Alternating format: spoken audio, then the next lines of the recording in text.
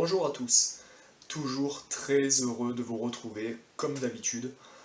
Alors, aujourd'hui on va remonter le temps, on va revenir 2 ans en arrière, en 2018, en Provence, du côté de Martigues, une petite ville près d'Aix-en-Provence, Marseille, pour vous parler du festival du film de science-fiction de Martigues. Alors, pourquoi est-ce que j'ai choisi de vous parler de ce festival aujourd'hui? Déjà parce qu'il s'agit de mon tout premier festival de cinéma, et ensuite parce qu'il s'est déroulé dans ma ville, parce que je suis de Martigues. C'est un festival qui s'est déroulé durant 4 jours, le temps de long week-end. Il s'est tenu du vendredi au lundi, et personnellement j'étais présent sur place pendant les 4 jours, de ce festival. Il faut savoir que à l'époque, c'était la toute première édition de ce festival et malheureusement, il ne s'est pas renouvelé sur une deuxième année, faute de financement. Donc, ça reste à ce jour une expérience unique et sans suite.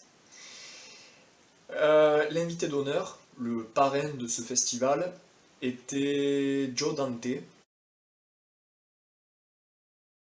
une des légendes du cinéma américain. Joe Dante, c'est un cinéaste génialissime, à qui l'on doit une douzaine de films au cinéma.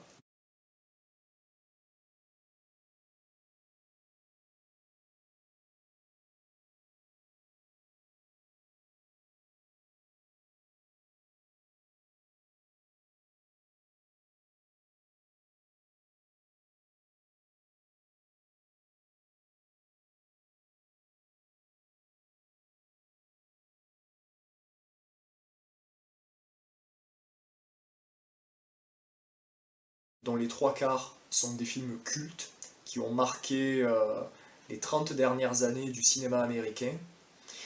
Donc j'ai eu la chance, j'ai eu l'immense honneur de rencontrer une de mes idoles, Joe Dante, et j'ai pris pas mal de photos, quelques vidéos pendant ces 4 jours de festival, et ça faisait longtemps que j'avais envie de partager tout ça avec vous, et je pense que le moment est venu. Donc,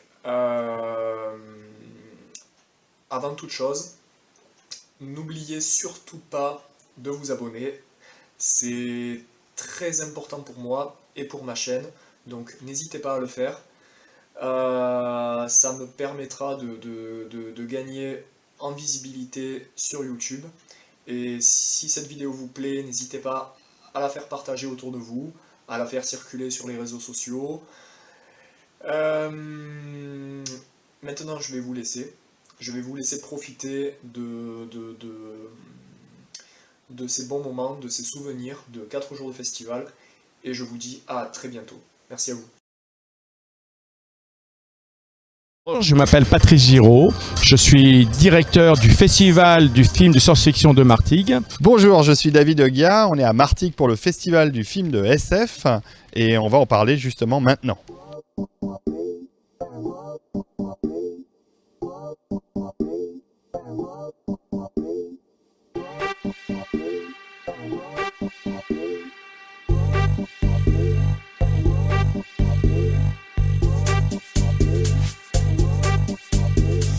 Pendant plusieurs mois, on a travaillé sur Marseille pour monter vraiment une exposition, une grosse exposition. Mais c'est pas facile parce que c'est des budgets colossaux. Puis ça patinait. Et en fait, il y a un moment, on a eu une connexion avec Laurent Paul, qui était déjà dans la production. Éric Dussardier, qui était mon collaborateur, qui lui travaillait chez EuropaCorp en placement de produits. Et en parlant avec son copain Laurent Paul, il fait « Mais attends, j'en ai parlé à mon pote Olivier Marchetti, qui a les studios de Provence. Il pense que sur Martigues, c'est un projet qui peut les intéresser, mais peut-être pas une expo. » Et donc, on est venu les rencontrer. Et eux, ils trouvaient qu'un festival aussi aurait une opportunité. Et moi, je leur ai dit à ce moment-là, vous savez, moi, le festival, ça me plaît. Et je vais vous dire pourquoi. Parce qu'à Paris, je fais les masterclass au Comic-Con. Et un truc qui m'a effaré, c'est quand j'ai 400 jeunes devant moi et que je leur demande est-ce que vous connaissez tel film des années 70, 80, 90 ? Et là, je m'aperçois que les jeunes d'aujourd'hui, au-delà de 10 ans, ils ne connaissent pas. Et je me suis dit, oh là là, il loupe tous les grands films du cinéma, qui sont peut-être plus lents, qui ont peut-être des défauts, mais qui ont un contenu vraiment plus fort. Et je me suis dit, si un jour je pouvais faire un festival de films patrimoniaux, comme on fait avec les Nuits au Max ou les soirées Starflix à Paris, et quelque part nous sommes tous des passeurs parce que notre but c'est de partager notre passion constamment. Je m'occupe de la programmation du cinéma, du théâtre des Salins, qu'on a transformé en salle de cinéma. Et donc j'ai sélectionné une vingtaine de films à projeter durant le festival. J'ai sélectionné des films du patrimoine de la science-fiction sans passer trop de vieux trucs entre guillemets et en passant des films qu'on n'a pas forcément l'occasion de voir sur grand écran. On projette évidemment les films de l'invité qui est Joe Dante. They came to me after the first movie was successful and they said, we want another one right away. And I was burned out. It was a very hard movie to make. And I was grateful that it was such a success, but I really didn't want to do any more Gremlins for a while. And so for a couple of years, they tried to make another Gremlins movie. And they just couldn't really figure out what was successful about the first one because they hadn't really thought it was a very good movie until it started making money. And so when they came back to me, they said, well, we'll let you do whatever you want if you give us another Gremlins movie. And my view of Gremlins 2 was it should be a movie that blows up Gremlins 1 and takes all of the absurd qualities and enhances them. Eh bien, je suis là pour le Martigues SF Film Festival. Je vous invite à venir. D'abord, il y a quelques grands invités quand même. Il y a Caro. Je suis très content qu'il y ait un festival de ce genre à Martigues.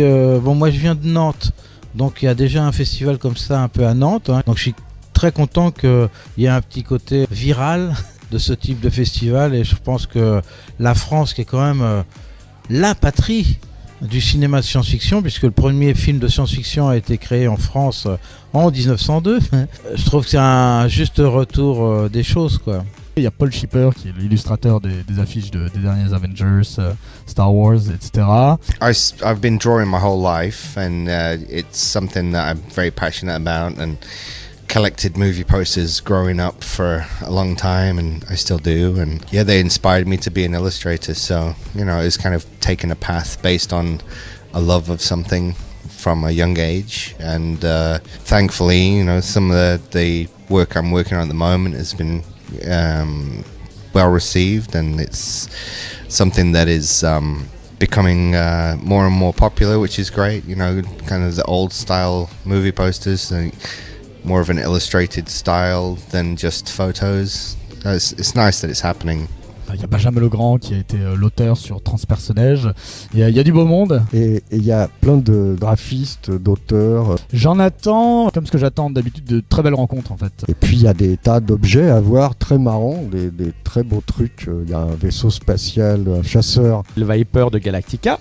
Il y a le taxi de 5e élément, il y a des personnages déguisés. On fait de la rétrospective, on fait une petite convention à côté, on peut parler un peu de science, on amène, moi, les gens des talents artistiques, du cinéma, on amène un peu les gens de la science, on mélange tout ce monde. Alors c'est un peu bâtard, mais c'est un truc que personne ne fait, on doit pouvoir arriver à faire un truc sympa. Voilà. Moi, je suis très content d'être à Martigues, c'est une très jolie ville, et autour c'est un décor de science-fiction, quoi. Il y a tout ce qu'il faut. Si ça marche, dans 20 ans on dira oh, c'est facile, moi aussi j'avais eu la même idée. Si on se plante, on nous dira ils sont nuls.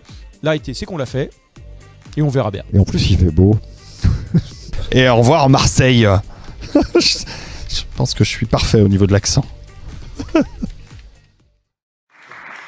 Je déclare ouvert la première édition du Festival de film de science-fiction au pays de Martigues.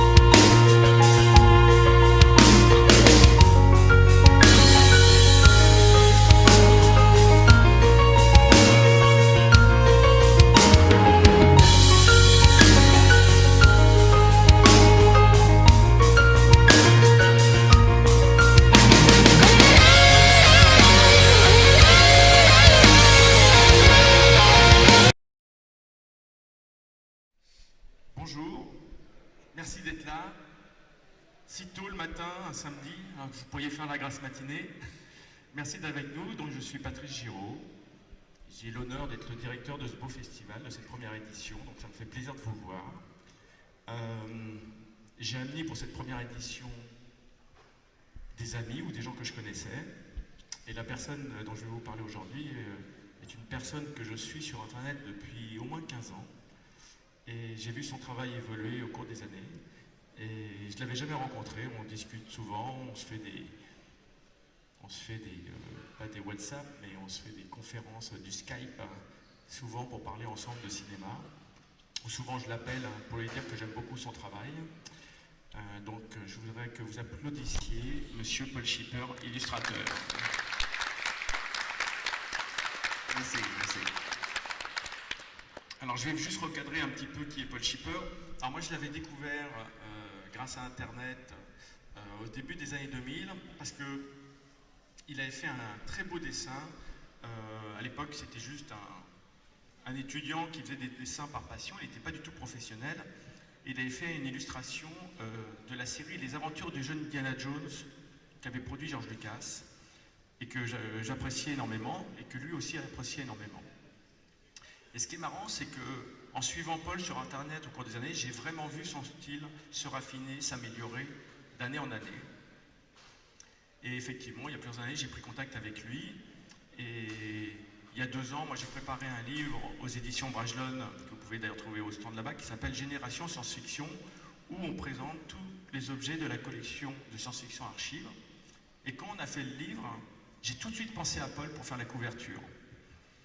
Et il a fait cette magnifique illustration parce que l'une des grandes forces de Paul, comme vous pouvez voir sur tous les dessins qui vont passer derrière, c'est la composition. C'est-à-dire que plus vous lui donnez des éléments disparates, plus il va faire une œuvre incroyable. Ce qu'il faut savoir, c'est que des grands peintres comme Drew Struzan, qui est l'artiste qui a fait Star Wars et Indiana Jones, Drew ne faisait pas sa composition. C'était un autre artiste qui s'appelait John Alvin, qui est notamment l'artiste qui a fait la peinture de E.T. et de l'Empire du Soleil, qui faisait la composition et Drew dessinait. Et sur les derniers Star Wars, les épisodes 1, 2 et 3, John Alvin était mort et il n'y avait plus personne pour faire les compositions. Donc Drew a demandé au service marketing de Lucasfilm de lui faire des compositions Photoshop.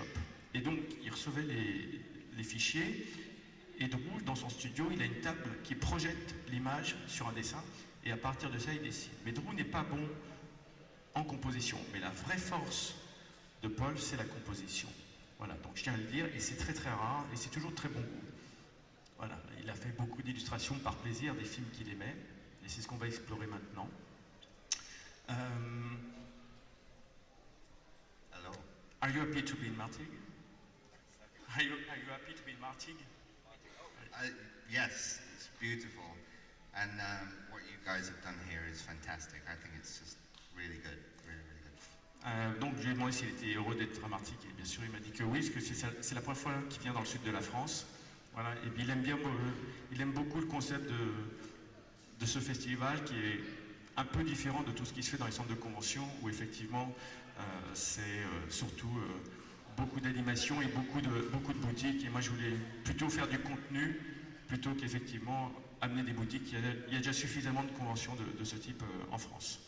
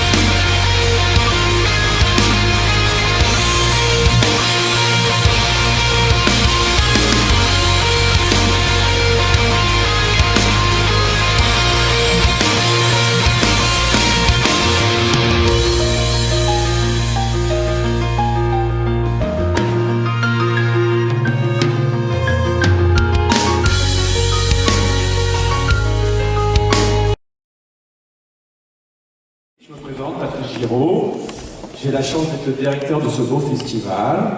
Ce soir, c'est la grande soirée de ces 4 jours, puisque nous allons faire une masterclass avec un réalisateur américain avant la projection du film Explorer. Donc, ne perdons pas une seconde de plus, je vous propose d'accueillir sous applaudissements Monsieur Joe Dante.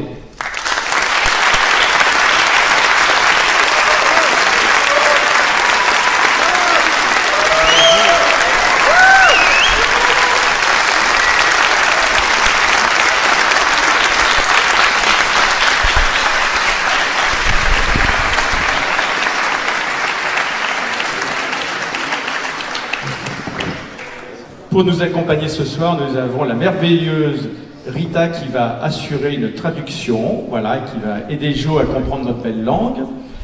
À mes côtés, mon compère de toujours, David Ovia, qui s'est occupé de la programmation de tout ce festival et qui va nous rejoindre parce que on n'a pas vu Explorer ensemble ce jour-là à l'époque, mais on aurait pu. On a vu tellement de films dans les années 80 que nous avons adoré, qui nous ont bercés. Et je peux vous dire que David, pour vous trouver la copie ce soir, il a trouvé sûrement la meilleure copie qui existe. Qui est pas terrible. Et voilà, on a fait le maximum, on a expliqué les problèmes. Tous les films à Hollywood ne sont pas forcément restaurés au mieux. Mais voilà, on a essayé de vous trouver la meilleure copie. Voilà.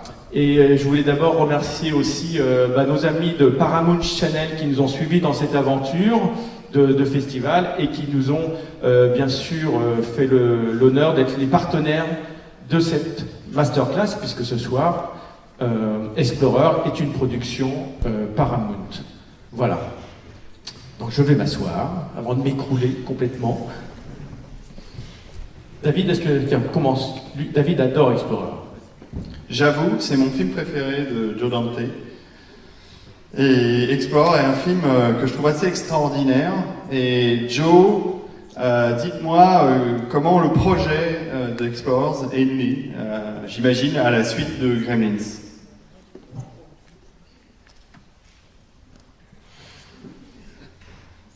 I had just had a big hit with Gremlins, and for about 30 minutes I was very hot.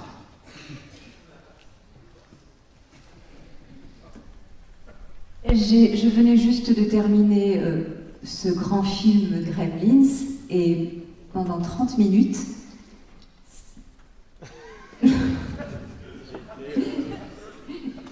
J'ai été très excitée.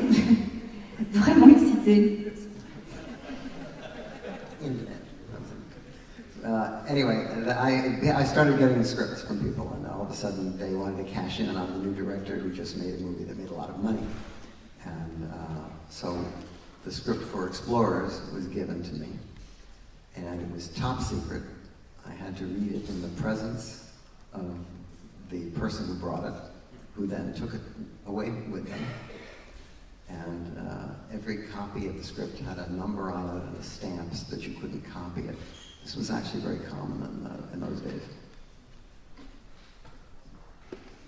Merci, bienvenue à tous. On va parler un peu de The Warlord. Well, this version of this pilot, it's a TV pilot, was originally called the Osiris Chronicles. Donc cette version que vous allez voir, qui va être projetée là, de ce pilote, car c'est un pilote de série télé, à l'origine s'appelait les Chroniques Osiris, Osiris Chronicles.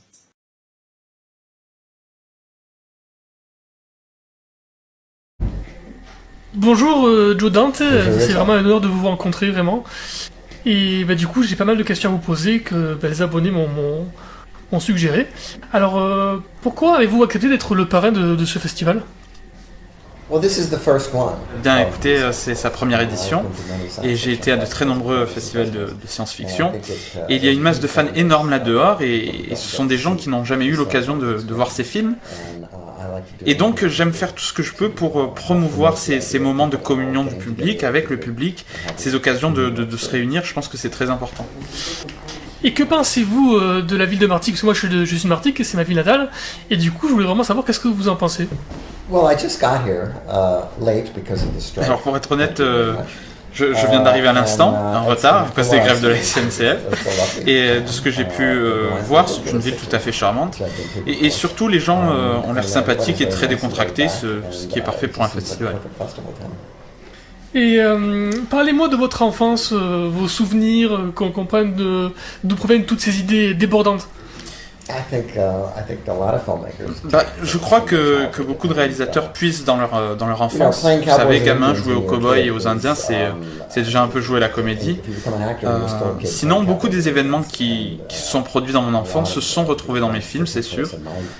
Je pense que c'est dû aussi à l'époque très particulière pendant laquelle j'ai grandi. C'était le début de l'ère atomique. On était tous très terrifiés que chaque avion lâche une bombe sur nous. Et donc cette paranoïa s'est infiltrée dans mes films. D'accord. Et en dehors du cinéma, quels sont aujourd'hui vos loisirs, vos centres d'intérêt? Le cinéma a toujours été mon hobby et je suis très chanceux d'avoir pu faire de mon hobby ma vocation. À un moment, j'ai voulu être dessinateur de bande dessinée, mais le cinéma a très vite pris le dessus et je dois dire que je ne le regarde pas du tout. Et que pensez-vous du cinéma actuel? Alors je crois qu'on va manquer de temps pour parler de mon avis sur le cinéma d'aujourd'hui. Le cinéma d'aujourd'hui n'est pas vraiment le cinéma avec lequel j'ai grandi.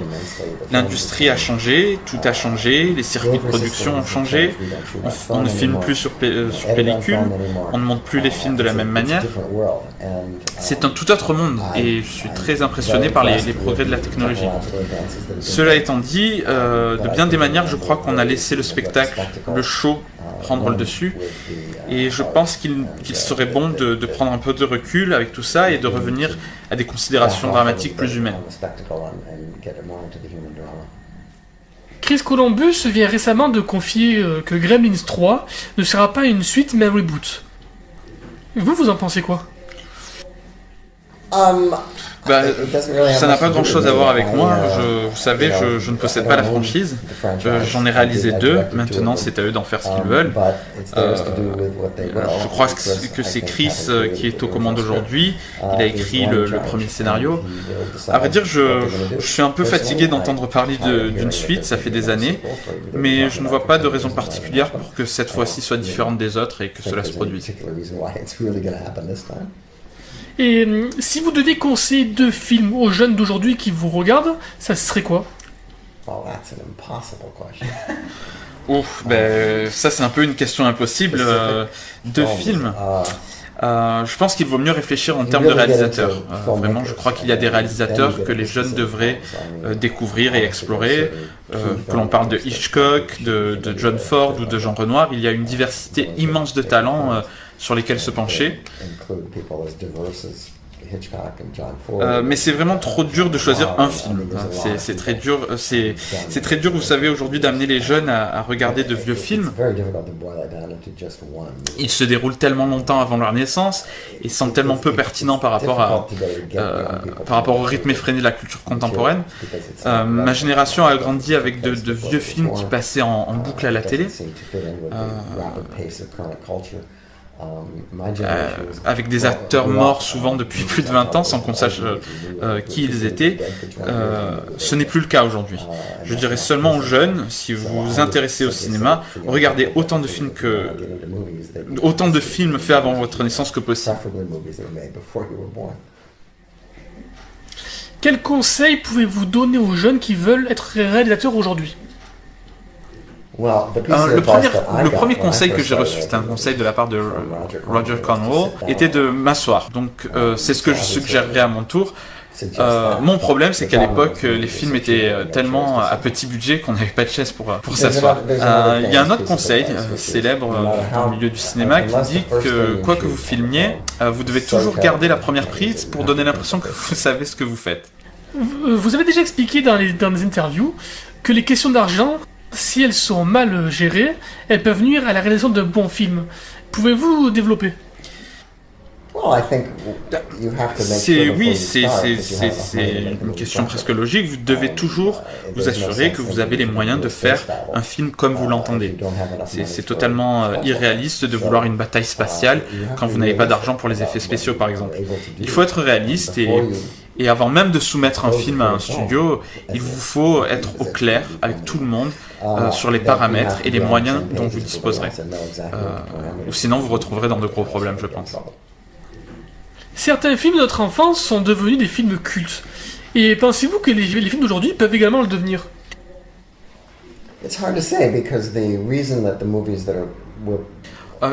C'est très difficile à dire, vous savez, un film devient un classique par la manière dont les gens le rencontrent. Quand j'étais plus jeune, il n'y avait pas grand chose à faire à part aller au cinéma, regarder la télé ou faire du sport, mais c'était à peu près tout. Aujourd'hui, les chances pour qu'un film devienne un classique sont bien moindres. Il y a tellement de films, de choix, de stimulus différents, de distractions.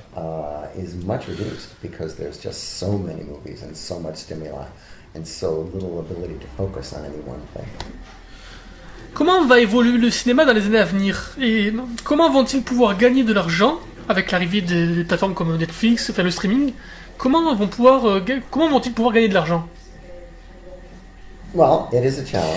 Alors ça c'est un vrai défi. Les gens peuvent regarder des films à la demande directement chez eux, sur des écrans de plus en plus grands, avec des installations de toujours plus grande qualité.